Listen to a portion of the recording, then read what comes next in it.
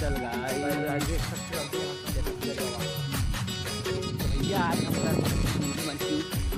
जा रहा था चेहरा दिखाओ मजा ही आ रहा है वीडियो बने रहो गाइस। अभी हम सब जगह दिखाओ